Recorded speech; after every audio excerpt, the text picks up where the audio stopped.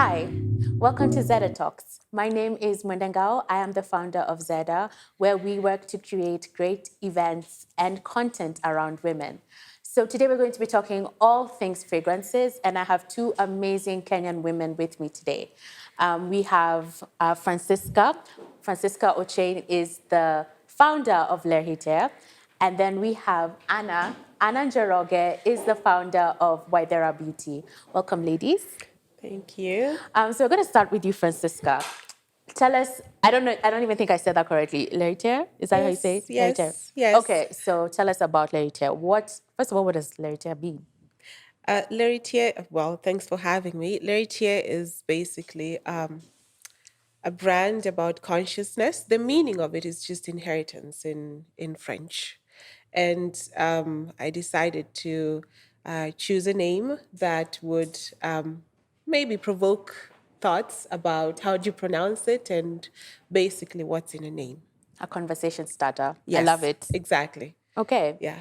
How long have you been working on this brand, Lheritier? So the genesis of it has been since 2018. And but there was a lot of background research since 2016. So there's a lot of underground work that happened between 2016 to 2018 and subsequently launching in 2019. Okay. Yes. Well, congratulations. Thank you. You know, that's something I think that is amazing, being Thank able you. to have an idea and actually launch a product. And it looks like it's a great product. Thank you. Thank you. Okay. So, Anna, Ythera Beauty. Yes. So, why Ythera? Ythera, because I wanted, the brand is inspired by the power of the African woman, and it's about embracing the potential of who she is and celebrating her. She's powerful, she's beautiful, she's limitless. And I felt like a lot of times we feel like we have to be or apologizing and explaining yourself so you don't feel like you can be strong and feminine at the same time. But both of them are you. You don't feel like you can be a tomboy but still love beauty and love heels. So it's about being limitless, and it's about embracing your potential as a woman and everything that you are. And I modeled that. The name Ythera is actually my grandmother. So I named that brand after her because I needed kind of like a role model to keep that going and keep it honest. Okay, I love it. And how long has Ythera Beauty been going on? So we went to market in 2017, so July. So it's about 4 years since we went to market. But research started in about 2016 when I started to launch a beauty brand manufacturing in Kenya. Okay. Well, also congratulations to you. Thank As I you. know, I've used the products as well. And I like them. Thank you. Yeah.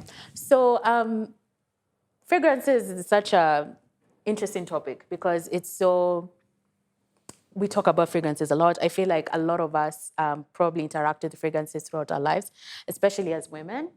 I don't know about you guys, but for me, my first interaction with fragrances was, of course, my mother. She used to use, I'm trying to remember what it was called. It was in a blue bottle. I think it was called Blue Lady or something like that. And so I would steal it, borrow, and use it, because I was, I think, maybe like 6 or 7, and I would just take her fragrances and use them because I used to feel like they smell so good. And then when I became an adult, figuring out what kind of fragrances I was interested in was actually more difficult than I thought it would be. Why do you guys think that, or what do you think, what kind of tips would you give someone who's interested in, like getting into fragrances and you're trying to figure out where do I begin, especially in the Kenyan market? Because I feel like, I don't know if you can prove me wrong, if we are a very fragrance-focused like a market, because I've seen these documentaries or even just interviews of how, like in Europe, they have this thing when a girl is like, just before she gets to adolescence, it's like a big deal to be taken by your mother to go shop for your first fragrance. And I was like, well, I've never experienced, I don't think that's something I've experienced here. Here, you just go pick whatever, is available in the shop. And then you kind of go through the journey of discovering or deciding for yourself, or if you ever go through that journey. Do you think that is? I think so. I think even though a lot of us are actually, same thing, I was introduced to fragrance. She didn't introduce me. It was something I was fascinated with, and I'm still obsessed with fragrance to this day. I was never really interested in makeup or anything else, but fragrance. And I would take my mom's perfume and literally drench myself in them. And for me, that was a love. So it's something I started exploring very early, but I don't remember my mother even and I sitting down and ever talking about it. And as I've gotten into this business, I'm realizing a lot of women actually, they do love fragrance, but they don't know how to pick the right one. And sometimes it's as surprising as even how to wear one. And I will start very quickly with a lot of women, especially in Kenya, think that you should actually spray it on your clothes. You probably have heard that a lot, but it actually should go on your skin. But a lot of us think that your clothes is where it should start. And also thinking that, you can just come and ask me which one is a good fragrance. Fragrance is personal because we all have different body chemistry. Our sense of smell is all different. And they say our sense of smell is so different. So when you smell one thing and you say it smells like flowers, and I smell it and I say it smells like oatmeal, we are both correct. It's what we were smelling. So we are actually both correct. So the best way is to actually spray it directly onto your skin, interact with it. I usually say about 20 minutes because fragrance has different notes. A good fragrance will always have the different notes. And notes, when you wear fragrance, you notice it changes throughout the day. Those are the notes. And the reason I say 20 to 30 minutes is the top note, which is that very, very, very strong you smell first, only lasts about 30 minutes. So wait until that goes away because the middle note, which is really where the fragrance personality comes to life, is where you actually know if you love that fragrance. So when you go just spray it or you go smell it in a bottle and not on your skin, then you go home and you probably hate it because it doesn't smell that amazing on you. And I think that is important for women to know. Take time. I say, like Ythera has testers in every store we stock in. Go, spray, leave. Go feel it. Do you love it? Because I think it's something you should love. Because scent has this capacity to change your mood, the way you feel, lift you up, boost your confidence. So it's something you should love. It's not just because, oh yeah, I saw this, it was nice. Love it first because it has so many ways it can change how you feel, the way you carry yourself. And it's such a small thing, but if you love it, every time you wear it, you feel something different. Like we're having the discussion about our Diani Magic. You are a vanilla girl, but there's something you just love about that fragrance. And now I actually know what it is because a lot of people love it. And one of the things people love about the elegance and the glamour of, even though it's floral, which a lot of floral fragrances don't feel the glamour or the elegance, Diani Magic has it. And Okay. it just brings out that beauty that you feel inside of you and just brings it out. So do you feel like the same way about, because you have a perfume, do people come to you and are confused when they're trying to pick? Well, I think the first thing is addressing the disconnect where the African girl might have that, what do you call it, growing understanding of the subject of fragrance. You see, our great grandmothers, our progenitors, perhaps some of them were queens, and they used to be bathed in essence oils. You see, they'd be bathed in floral waters. And our ancestors knew exactly how to extract oils from these botanical profiles. And also some of them were used in, let's say, sacred temples back then. People know that when you use oils, there's something spiritual you can actually invoke. They know that fragrance is not only something that once it touches the olfactory senses of a human being, it stops there. It also has spiritual impact. So I think there was that generational disconnect between, let's say, our great grandmothers and grandmothers as the continent was shifting more from the clutch of our traditions onto, let's say, now catching up with the world in terms of becoming modernized. So I think that subject of beauty was pushed back by our grandmothers. No one could bother telling you like you need to smell fresh and all that. But of late, I'm seeing like there's that growing interest. People want to smell good. They want to smell. They want to spend the extra money to smell fresh. Personally, I was introduced to fine French fragrance. It was Dior, by my mom. I think I was 13. But for her, she really loved that kind of, proper lady, pearls, perfume, makeup, all that. So she was really like ahead of her time at the time. But of late, I'm seeing the African girl is shifting to personal love. Like it's good to reward myself.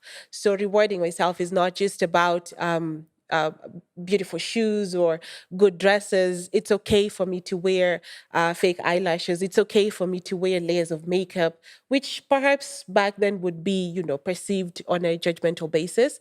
And so fragrance is the new topic. So someone would want to smell fresh. Someone can come, and as Ythera said, you see, fragrance is very perceptive. Someone can tell you, like, I like your fragrance, it stays on me. But perhaps someone's nose is so addicted to, like, let's say, profiles of tobacco, something woody and extremely pungent. So that person can argue with you, like, maybe the fragrance is not as strong as I wanted, or they can wash themselves with a whole bottle just to get that scent that they're looking for. So, but as I said, people willing to spend. And when I see the difference in the retail value of the average perfume sold in Kenya, if we just take one commercial one that's well-known French brand, for example, and in the Kenyan shelves, it would retail at almost double the price. I mean, we have to focus in on the process of importing things here. It's become a bit difficult. But so you'll see that in the United States, you'll get the same exact fragrance for like off the market at, let's say, $30, but here it would fetch like $150. Yeah. And the African girl is willing to spend on that. She's going to work and she's like, I have to keep my apartment clean, I have to decorate it really nice, and I have to also smell good in front of my friends. Yeah. That is so true. So let's go into, because we kind of started touching on it, the technical part. Yeah. Because I think it's so important for us to differentiate. Yes. Perfume, body mist, body spray. Because people in Kenya, everyone says it's all perfume. And people say perfume, they mean everything I can spray is a perfume. What are the differences? The difference really is the concentration of fragrance in each. Perfume usually has the highest, usually about a 30 to about a 50%. Then you have we do perfume, where it is usually about 20%, which is what you have. And then we go to the toilette and the body sprays and everything. So really the only difference is a concentration of the actual fragrance in that bottle, in that formulation. And that actually determines two things. It does determine longevity and cost also. Because if you hence the reason perfumes are more expensive, because they have the highest concentration. However, the quality of the fragrance still in each really, really matters. I usually say not all fragrance is created equal. Some of them are actually very, very low quality. So even some of them calling themselves perfume, and I don't want to speak badly, like you have a real perfume, but we've all been in the supermarket and finding something calling itself a perfume being sold for 2,000 shillings. No. Because the quality of it, is not a good quality perfume. And the way when I was talking about notes, a good quality fragrance should change on you, no matter its concentration, whether it's a body mist, whatever it is, it should stay with you and evolve.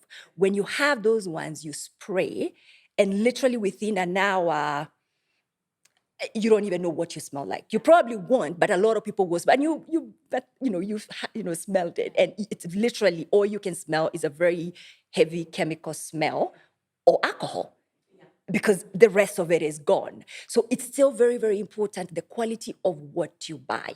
is very important. So in all of them, concentration, which informs longevity, and we get asked this a lot, like, does your body mist last a whole day? No, it's not supposed to last a whole day. It is not supposed to last a whole day. And longevity also, like she said, matters from person to person because, again, our body chemistry, what we eat, how you drink, are you moisturized? Are you hydrated? All those things actually matter because scent actually dissipates very fast on dry skin, which is why you are told moisturize first. While on moisturized skin, it actually tends to sink in and just emit. So from person to person, it really varies, but that's actually the difference. So it's a concentration. And that's information that's actually just out there. If you go online and actually Google, you'll find the different concentrations and then informs longevity and also price. So the higher the price, if you know, and it's very good to tell a good fragrance. And I usually say, just spray it on yourself. And I say, leave, go spend the day, smell it, and it will tell you the quality of it. And I'm also realizing a good fragrance should never choke because we get asked that question a lot. And I'm like, what do you like? I want one that doesn't choke me. You might not like the smell, but it shouldn't choke you. So if you start choking, that right there is a sign of not a great quality fragrance. It shouldn't choke you. And I feel like sometimes as Kenyan women or African women, we are so used to getting these things that are not that good quality. And in our minds, we actually think that that's what it should be, but it shouldn't. So if it's choking you, just move along. Go look for something else. Try it on you, and that will tell you on the way. You might not like it, but not liking it and it being a bad quality is not. And there's also the allergies, especially the skin allergies. Yes, you have some people that are allergic to certain things, but for the majority of time, majority of people are not allergic to fragrance. You have a percentage of people, a lot of fragrance will end up carrying a little bit of alcohol. A lot of people actually don't know this, but you have actually a percentage of people, it's very small, that are actually allergic to ethanol, to alcohol. Like if you put alcohol on them, they will react. So if you see a reaction of you put fragrance on you and it starts reacting, but you don't usually react to a lot of things, that also tells you something might be a little bit off. Yes, so that's the difference, longevity, whatever, and always the quality of it. So interact with it before buying. I advise that every single time. And I think on the difference, like the strata of fragrance, what matters is integrity of the company. As Ythera said, you'll find 2,000 shillings eau de parfum. And actually, manufacturing eau de parfum is quite expensive. Yes. And let's say when you compare that to, let's say, absolute perfumes, which tend to be now like the liquid concentrate of the perfume itself. Basically, there's almost no alcohol in there. There's no water in there to dilute it. And in that world of fragrance, for example, I say fragrance because in there's parfum, there's toilette, there's the mists and all extracts and all that stuff. You'll find, like, let's say, some companies, they'll wait for a specific animal that musts every 9 years, and that animal lives in the caves of the Himalayas. And so they have to stock this animal to extract the oil from the glands and then now go into the labs, wherever they go, to actually make that fragrance. And so let's say, like, if you brought that fragrance here and charge like $1,500, people look at you like you're insane. But that's a fact. You've waited 9 years. You see, that's investment. What if that animal dies at year 5? So you cannot collect, like, let's say, the fragrance to go and sell it. And then also price points. Someone will expect to pay like like 1,000 bob for a fine fragrance, or a good body mist. They'll want to pay like 200 shillings, and they're like, "Excuse me." It does not come from a bad point. I think it just comes from that breaking away process of feeling like I should not treat myself really well, and things like perfume. You can actually sometimes get people saying, "I give you about 5,000 shillings." That's like someone's rent for a fragrance. But people are breaking away from from that now. So even the higher the price point, they're willing to actually compromise their pockets and pay for it. Yeah. And then also, in terms of integrity of the company, some people will actually charge an arm and a leg, but whatever is in that fragrance is actually toxic. So you'll find that, and that's why I think for us, we made the decision to launch a fragrance that's made from organic extracts and made of ethanol from Kenya, for example. Um, when people react, you'll find some people actually throw up when they spray certain fragrances. It's showing you that your hormonal structure is being affected by whatever you've actually sprayed on yourself. Another thing is when you spray on your skin, and let's say it has the colors and the dyes, and let's say like harmful formulations, it's your liver that will absorb that stuff. You see, it's just goes in there and sits there because your liver is not trained to digest toxic chemicals. So those things will just sit in there actually. Yeah. So integrity of the companies actually also matter. Just check what are the ethos. How do these people source? Do they kill animals in the process of, let's say, like sourcing their fragrances or their ingredients? Yeah.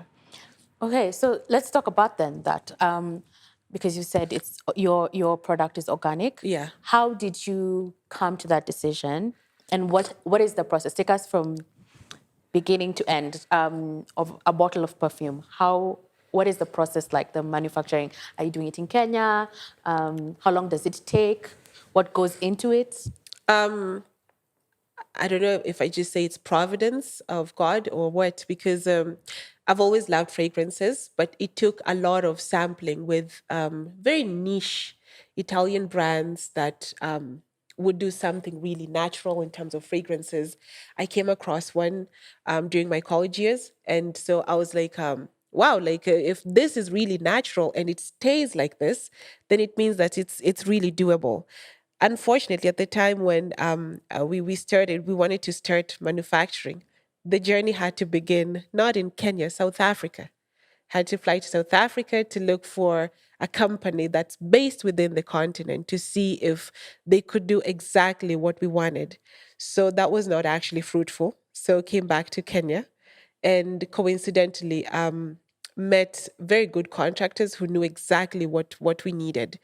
And what really amazes me is that we have people who really count on that integrity of I want made in Kenya 100%, nothing bought from I don't know where. So even if I have to provide those things myself for you to for it to be aged to how I want it, will you be willing? And to find that kind of integrity around here was really, really amazing.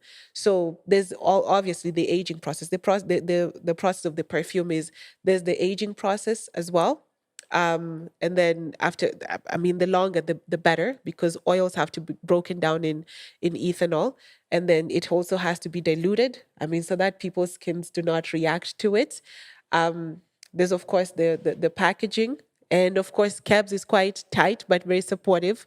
I don't know how your experience was with there, but for us they were quite supportive. 2 days they're okay. You get your certificate without compromising yourself. And now the marketing process. I think the marketing process was now the hardest, to be honest, because you want to convince a populace that perhaps was used to French brands with fancy names, and you need to break away their mindset from that to say that great things can happen here, you see. So I think marketing was the hardest process, but I just thank God that we moved forward from that. Yeah. What about you? What's the process of manufacturing? Whether like So for me, actually, when I wanted to start the brand, fragrance was never in it was actually not even repertoire of products that I thought I could do. But I went into fragrance because I noticed the gap, especially in the body mists. So what you find in the body mist, and you say, a friend of mine actually, funny enough, we have a mutual friend who actually is the one who brought up the body mist to me the first time around. And he told me, look into body mists because the gap is very, very wide. You have very, very expensive imported brands, which we all know and how much they cost. They don't cost that much where they're from. And then you have the very, very low end. There's nothing good quality in the middle. And when I started doing the research, I was actually very surprised. I was like, wait, why isn't there anything? Why do we have to go from imported to, I don't know where the rest of them copies. A lot of them, I think, are copies of something else. And so that was, it was why I wanted to start the brand. Affordability, things that are ours, that we, good quality, international, global standards. So I had to keep that authenticity. I had to have the integrity about it. So first started in Kenya, found a company that knows French fragrances. They were doing French fragrances. Then the base is very, very, which is, like she said, pure 100% oil. So we started with them. We worked with them, worked through the journey, because I also didn't know much about fragrance as I was working through the journey and knowing what the market likes. We started with floral fruity. If it was up to me, I would never have started that way because I don't like floral fruity fragrances. And I remember actually being told, it's not about you. Yeah. It's not Yeah. about I say you. Kenyans love floral. Yes, and it is true. Now I actually love those two scents, but I would never have started there. And I tend to be an outlier. So what I like, most likely, will have 3 other people liking it. It's not what the masses like. So we started there, and I knew I needed to keep that integrity. It's what we like. So that company, eventually, they stopped doing fragrance, and I could trust them 100%. So now we actually get our fragrance base from, we have a Spanish company, manufacturers directly, of 2 French companies that we work with, and I go directly to them. I don't use local distributors, not because of anything bad, but it's because I want to keep that integrity. So I want to control my supply chain from source. I don't want anything in the middle, so that when it gets here, I know what it is I am getting. So usually it arrives. Kebs has been very good to us, very rigorous. They actually are there's a standard for it. They come do their inspection. They actually take the time to do the right thing. So I will commend them for that. So we bring in our fragrance. It goes to our factory. We source ethanol also locally. That I like to keep it there. And then it's the process of time. Fragrance needs to take time to break down in ethanol, because you actually know fragrance doesn't break down in water. It's oil. So it actually, if you just put it in water, it just sits. So you let that process sit. We make sure, like I said, the way to control that integrity for us is quality of our raw materials. We do not play with that. So we only deal with manufacturers who are IFRA certified, meaning that's a body that actually sees the quality and safety of fragrances around the world, just making sure they don't. So unless they have that certification, we don't go with them. So all of the ones we use, one of our fragrance manufacturers is actually one of the biggest in the world. So they're also doing the very big ones. And like you said, Kenyans are like, but I like, I like this fragrance from the US and that's part of the education part. When I started going to the market and there was some very, very, very low quality body mists out in the market for maybe 1,000 shillings, but they say made in the USA. So immediately Kenyans think that is better. But I'm like, I used to live in the US. I have never seen that body mist anywhere.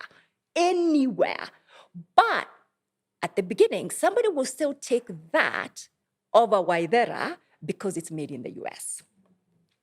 But over time, and especially when people try them, so I find 2 kinds of customers in Kenya. There are those that would actually stop to look because it's Kenyan.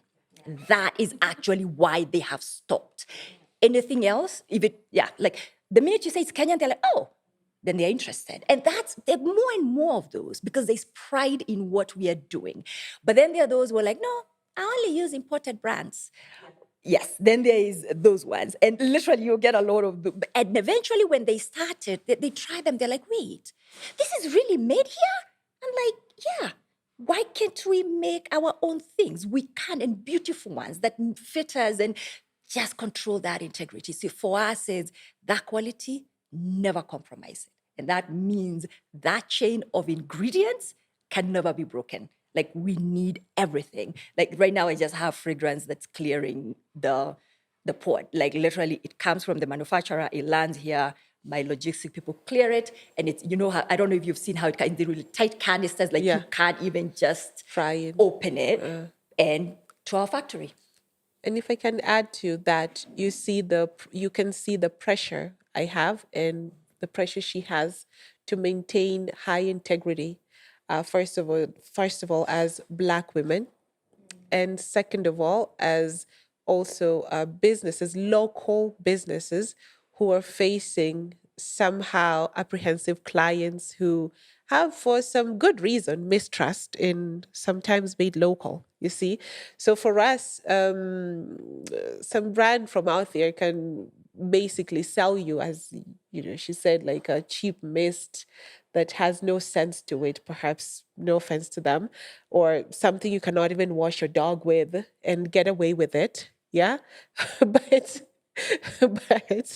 but for us, the backlash you could face by compromising your integrity is a bit on the higher end. So we cannot even joke with it. And even just to add to another point, when now we get coverage like this, it's really good for us.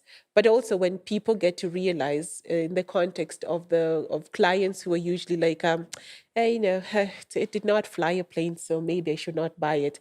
Customers who are still held on the import stuff, when they learn things like, the way Ythera said, like, for us, we only use facilities that are certified by authoritative fragrance bodies, and then for Lheritier, we've been peer reviewed by a thorough fragrance review body that before you get indexed under them, and we've been compared and benchmarked to some brands like Chanel and Yves Saint Laurent.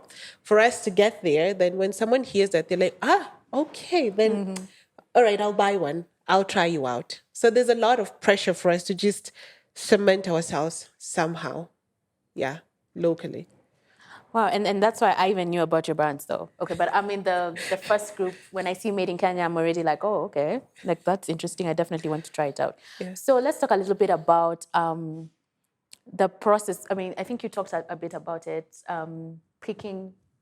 You were saying floral, and you didn't want to do floral. So what is that process like? You deciding, okay, this is the process, and this is how I want it to smell, and these are the notes, and how did you come? So for us, what we start is I'll go to the good thing about the big fragrance houses. They'll send you samples of, so I'll go to them, I tell them I'm looking for something woody with this.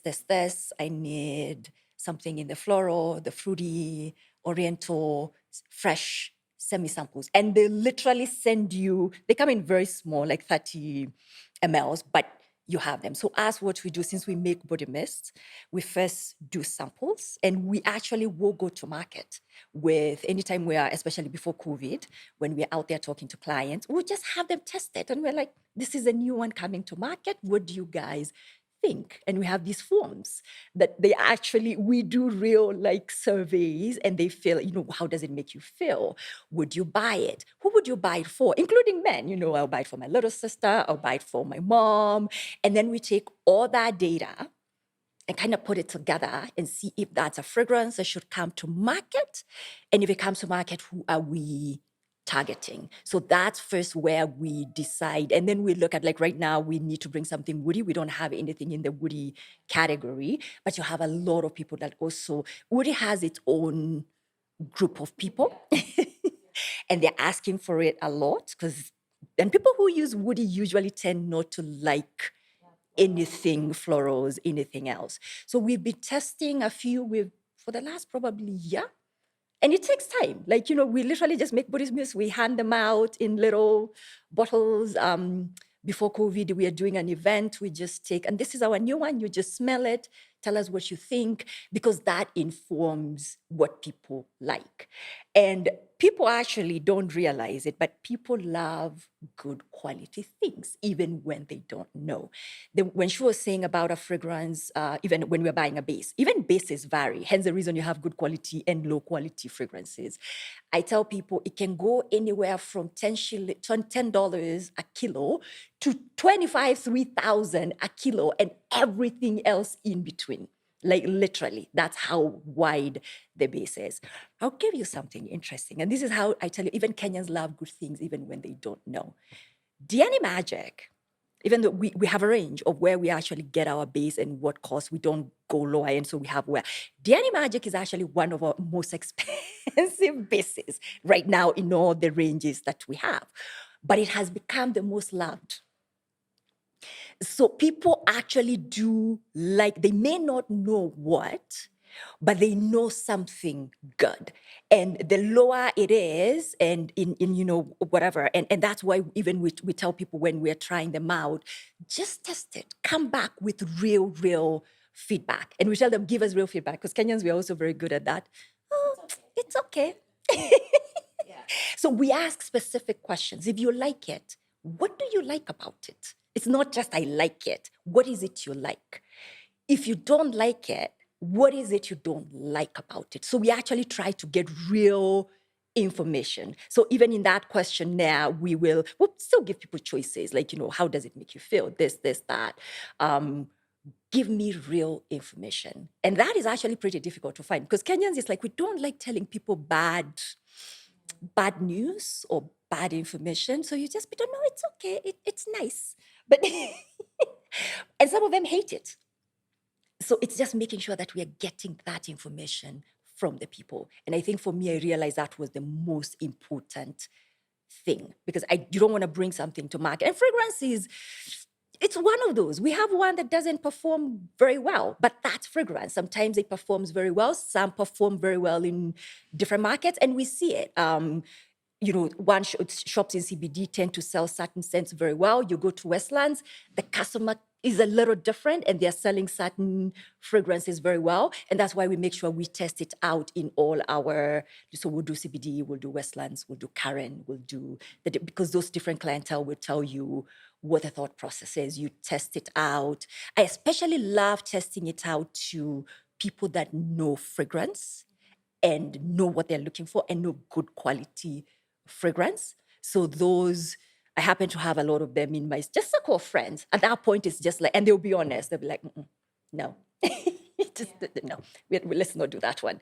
And just be listening and good feedback. So that's how we go through that process. Like, don't take it personally. I think best advice I ever was told by our mutual friend. He's actually the one who told me it's not about you. And I took that to heart. And always don't take it personally. Sometimes I'm a little bit hurt because I might, fragrance I really wanted to bring in, but people don't like it. It's a business at the very end of the day. Doesn't care that I love it. If no one else likes it, then I'm actually not going out there to bring something for the people and the woman. If she doesn't like it, then it doesn't matter. I'm not doing why I set out to, do this. Yes. Mm-hmm. What about you? How did you come up with the formula? I think just the same way, basically. You just can't come out with something that's extremely perceptive in nature and force it on people. I think there's something which really informed my decision to also have our team members do focus group discussions.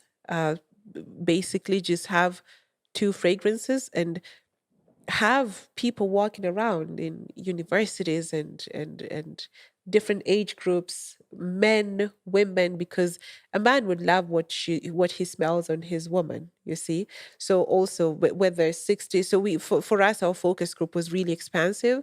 We had like people in their 50s, 60s, 70s, men.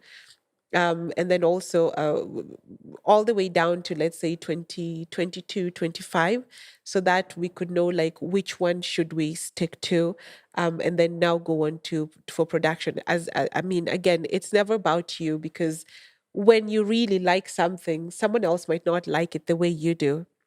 And you're going in for it for business, not for as something to look at on a wall like a painting. So for me, I think what triggered that thing of having focus groups before running to the market, I was embarrassed for. You see, like a lot of Hollywood celebrities and supermodels launching fragrances. These people have encounters with high-end brands that they market and endorse.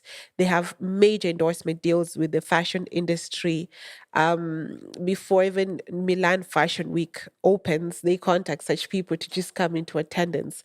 But then I'd imagine they'd have that know-how that of launching something luxury. So you see, someone can take the world by a storm when they launch a song or act in a movie, but then when they launch a fragrance, it's the performance is abysmal. So I kind of got embarrassed. I was like, what's wrong here?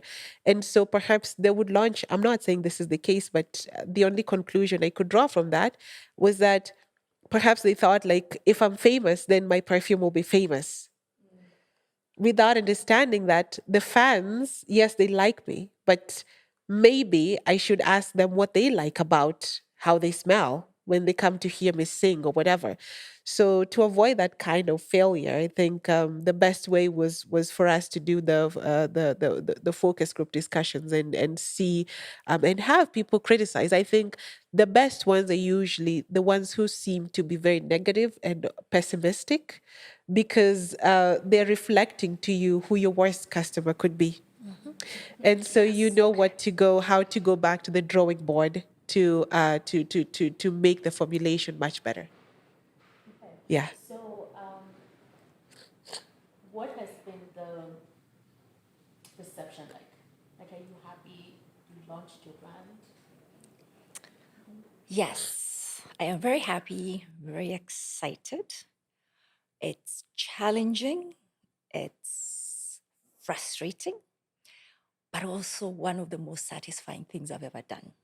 I lose sleep at night. I wake up in the middle of the night at 2 a.m. and in a panic. I have days like yesterday, I think I even sent a thing to a friend of mine. I was like, I don't want to be an adult anymore. I'm just going to be over here in my forts coloring. I just want to do that.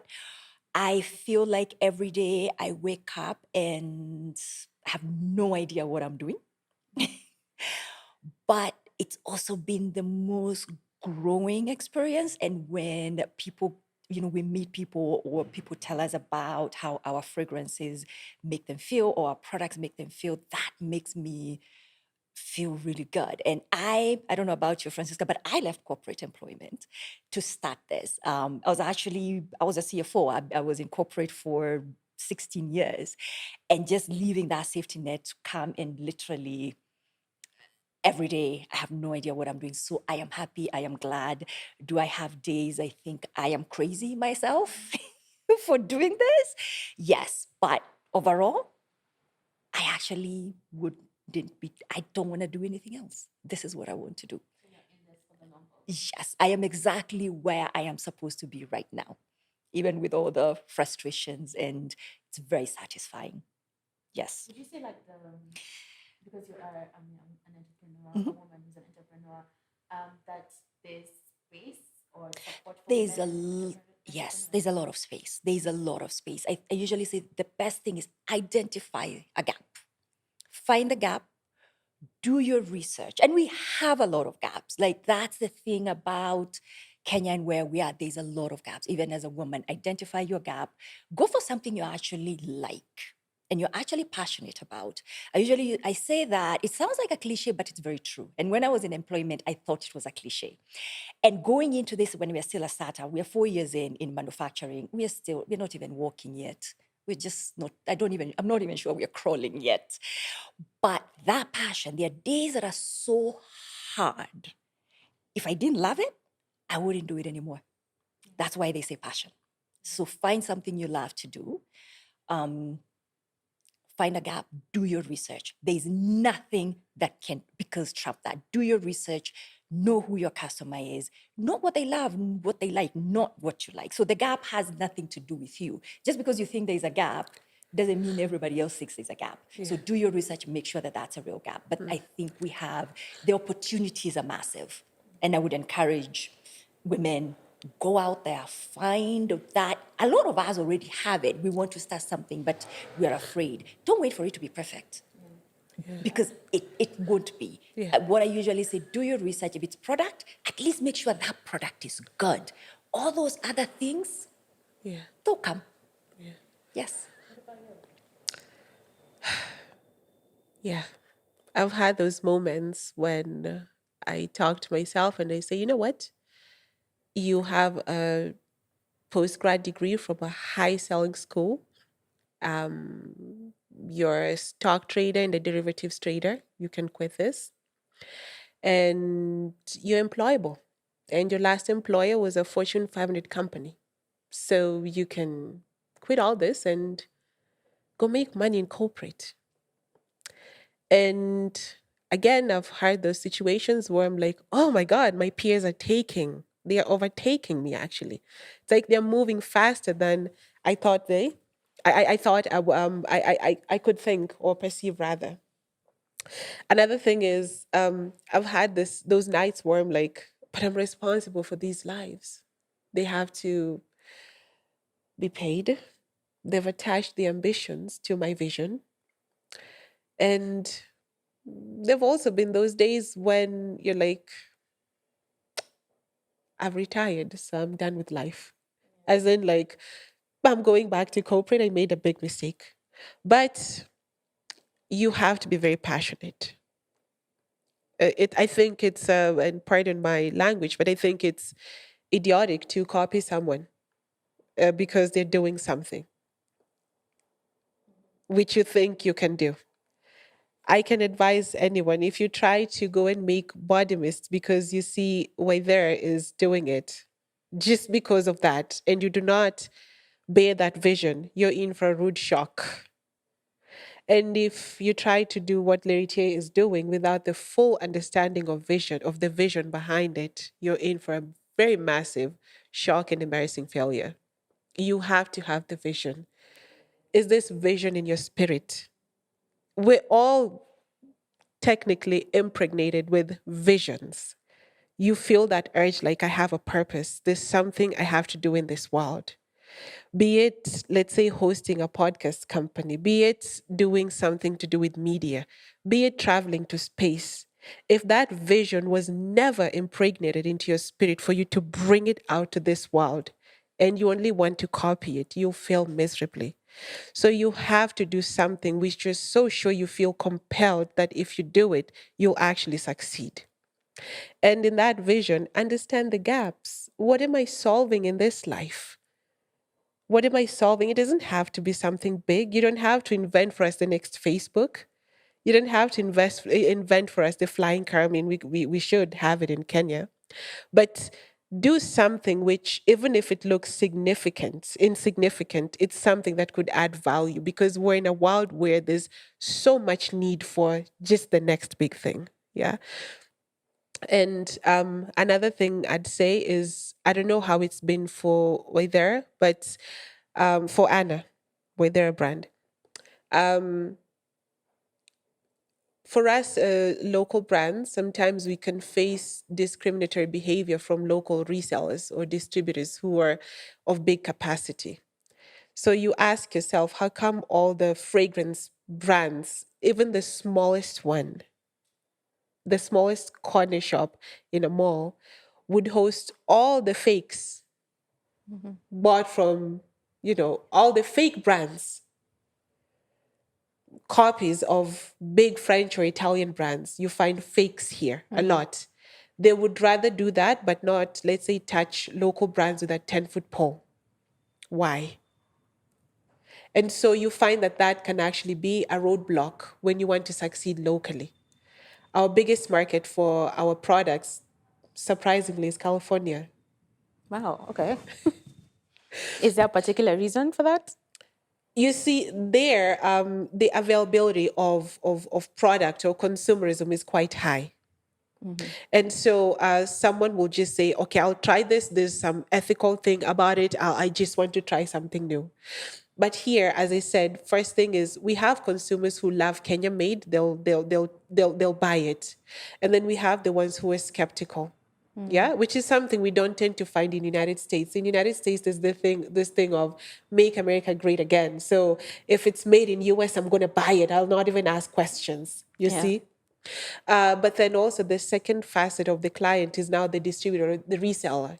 If they already have compromised views. I mean, I don't know how it works for you, Anna, but when you're going to do a brand presentation, then the first comment you hear, which is somehow derogatory for someone who's worked hard, is the staff members come back saying, we were asked we were told so something good can come out of Kenya. We know we do not trust Kenyan brands because of this and this and this. And somehow to them it feels like it's a joke, but to you, you've invested, you've taken money, you've taken a lot of money to just even hire people to get something going. Yeah. Yes. I mean, And I agree. That is a big one. And just the customer, I remember when I first started approaching distributors, that was the first, like literally, there'll be this little sneer. Like, oh, it's Kenyan? Yeah. And you're sitting there going, like breathe. Because you still have to be nice. Yeah. It's kind of going down the more we're in market, and the other brands that are coming up, not just fragrance, but other Kenyan brands are really doing amazing things and the quality. But one thing, it actually makes me sad when you have Kenyans going that, oh, it's Kenyan, but you're Kenyan. Yeah. So what are you even saying about you, yourself? Yeah. Where is the pride in the person that you are? You're putting yourself down. Mm-hmm. And I think as a continent, because the important thing is not a Kenyan thing only. It's in a lot of African countries. And I think it's time we rose up and be proud of who we are and what we can do and support our own. Yeah. I think that's very important. It is very important. Because it's about pride in you. Mm-hmm. I remember asking a lady once when she did that smear thing, and she said, oh, it's Kenyan. And I was like, but you're Kenyan. So what are you saying about yourself? It happens. She had no... Yeah, she, of course, nothing to say. She had nothing to say. And I don't think we think about it that way. We don't think about it like we are actually putting ourselves down. It's derogatory. Yeah. It's very derogatory. Even to you yourself. You are Kenyan. So what are you saying about yourself? Mm-hmm. Well, I'm really excited because I already knew the products are great because I use your products. And, of course, supporting women, supporting Kenya is sort of my thing. Just to wind up, because I know we could talk about fragrance all day long. It's a very, exciting topic. What other, because I know you're doing other things, you could just quickly mention your other products and also where people can find your products.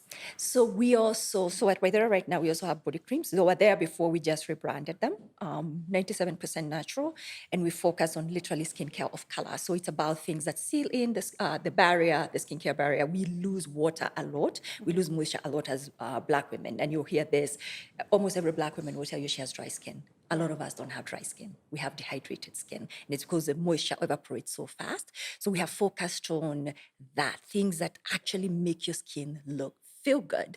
I usually say very few of us have ever bought a product growing up, even now still, a lotion or a body cream that you just use by itself without adding glycerin or some other oil or something else just to make it work. So that's our focus, good ingredients that work for our skin, because we also know no one else is looking out for our skin.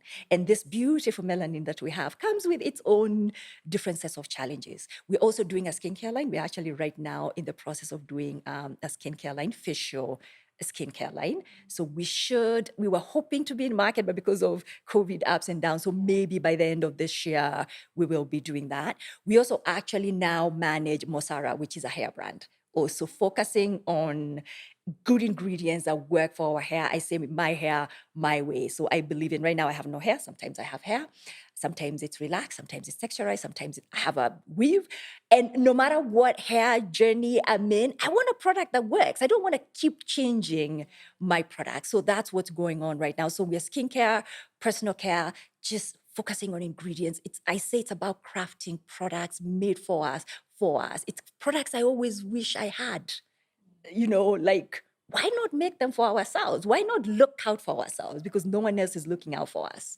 So that's what's in the works. Mm-hmm. So we are in most retailers, chemists, the super cosmetics, almost most big beauty shops. We are there. We are in about 47, almost 50 now with the Vivo stores. So we are also now stocked in the Vivo, the clothing stores. We are on shopzeto.com, beautyclick.com. So we are in about 50 outlets. So that's usually on we're just about to put that on our website. Can hard stop because they keep changing and adding up. But on our Instagram pages, Ythera Beauty or Facebook, we also have all our retailers. So yes, it's been pretty good. So the Vivo stores, all the super cosmetics, Ava Pharmacy, we are in pretty, I can't mention all of them, they're quite extensive. If someone is looking, they will find. Yes, if somebody is looking, they will find us, yes. Thank you so much. You, where can people find? Well, apart from fragrance, we have skincare, facials, and hair care. Those have always been part of our product portfolio since our genesis. We're mostly available through our website. Within Kenya, we are available at Noir. It's a brand new luxury shopping experience. We're also for listeners who would be in United States, there's a luxury shop off of California. I mean, this is listed in our website. Also, for the United Kingdom, we have also another distributor who works with us. We're continuing to expand our presence and our footprint also around. Yeah. Okay. Yeah. Well, thank you so much, ladies. This has been such an amazing conversation. I'm going to be thinking about so many things after this because I definitely did not know some things. Okay, I knew not to spray on my clothes, but I didn't know about like the dehydration and things. And I used to wonder why, people say that. But thank you so much. And I'm really, really happy to see women that are taking a chance and going into an industry that I feel has a lot of potential in Kenya and in Africa. And I'm really, really glad to hear about the fact that you guys are so focused on integrity and trying to give us the best, because I believe that we deserve the best. So thank you so much for making the time. Thank you. I'm really looking forward, of course, to continue buying your products. Thank you. And telling more people about your great products. Thank Thank you. you for coming. Thank you. Thanks for having us. You're welcome. So this has been Zeda Talks, an amazing conversation with two amazing women. And I'm really looking forward to having more conversations with women who are in business, who are creating amazing products and services for us. I'm looking forward to continuing this conversation, of course, because it can't end there. There's so much more that we can talk about when it comes to fragrance and when it comes to skincare and hair care. I mean, we learn together, we grow together. Thank you so much for listening. I'm looking forward to the next episode. Follow us at Zeda Media on Twitter and on Instagram. And of course, follow the hashtag Zeda Talks. And check us out on YouTube, Zeda Magazine. Really excited to keep having this conversation. Thank you so much for listening.